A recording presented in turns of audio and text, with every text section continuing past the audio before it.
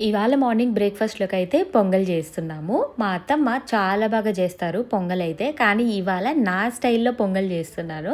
So, నేనైతే ముందుగా ఇలా పెసరపప్పుని వేయించుకుంటాను. ఆ తర్వాత కుక్కర్‌లో పెడతామనమాట. సో, నేను లాస్ట్ వీడియోలో చెప్పున్నాను గదా! మా చాచీ వాళ్ళ పిల్లలొచ్చున్నారని. ఇంక వాళ్ళతో అయితే కూర్చొని ఇట్లా డ్రాయింగ్స్, పెయింటింగ్స్ అన్నీ చేసుకుంటూ ఉన్నాను నేను గూడా.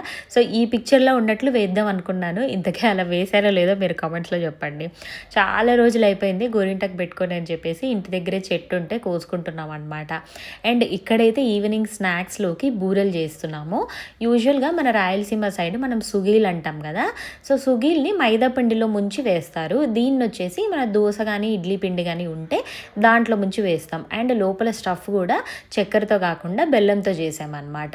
ఇంకా వేడి వేడి బూరెల్ని ఇలా మధ్యలోకి తీసి కొద్దిగా గీ వేసుకొని తింటే ఎంత బాగుంటుందో అసలు.